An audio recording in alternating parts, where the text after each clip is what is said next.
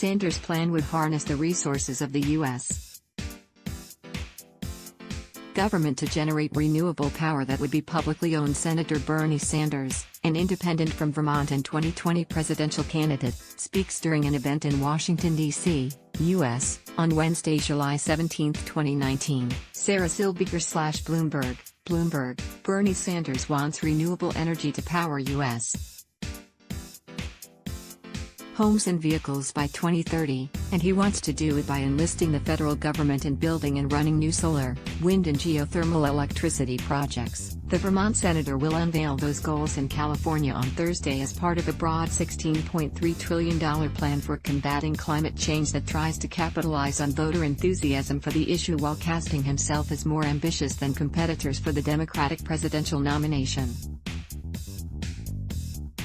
Addressing the climate crisis is a moral imperative that requires a wholesale transformation of our society, including massive investments in sustainable energy, energy efficiency and a transformation of our transportation system, the Sanders campaign said in a document describing the initiative.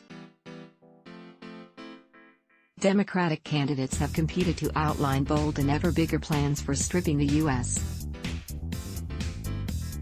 economy of the carbon dioxide emissions, including those generated by burning fossil fuels for energy as well as those produced through the making of steel and other industrial activity. Most proposals envision a transition away from coal and natural gas as electricity sources by mid-century, if not earlier.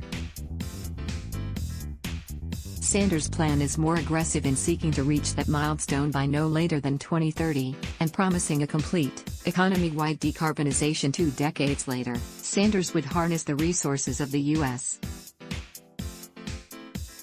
government itself to generate renewable power that would be publicly owned.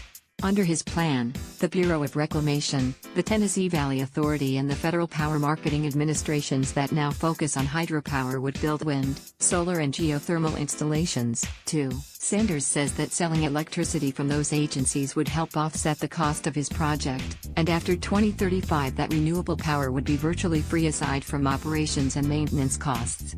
At the same time, he would propel a rapid transformation of the automobile industry away from combustion engines and petroleum-based fuels by providing $2 trillion in grants to trade in conventional cars for new electric vehicles.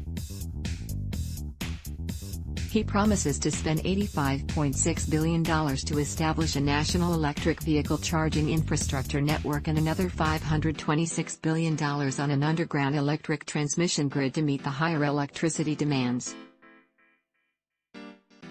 Sanders would pay for his proposals in part by targeting fossil fuel companies, ending tax incentives for oil, gas and coal extraction while using litigation, fees and taxes to make the industry pay for their pollution.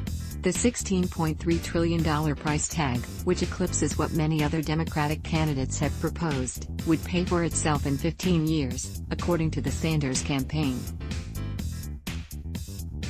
The campaign calls his plan a Green New Deal, a nod to the sweeping environmental goals and social justice agenda advanced in Congress by Representative Alexandria Ocasio-Cortez, a New York Democrat. Such vast changes, as put forth by Sanders or Ocasio-Cortez, would require congressional action and face huge obstacles even if the Senate and House were controlled by Democrats after the 2020 election.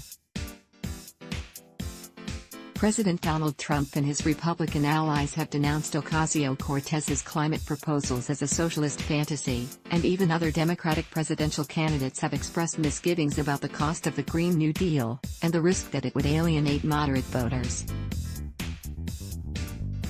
Like Ocasio-Cortez's blueprint, Sanders sees his ambitious programs to combat global warming as the foundation of a more just and equitable society, in keeping with his democratic socialist agenda of racial equality, moderately priced housing and Medicare for all.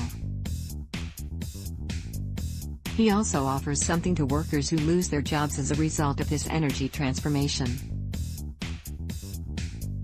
He promises wage guarantees, housing assistance, job training, healthcare and 5 years of unemployment insurance benefits for former employees of the fossil fuel industries. Citizen of the World, a celebration of Jessica Hyba's Too Short. Let's block ads. Why?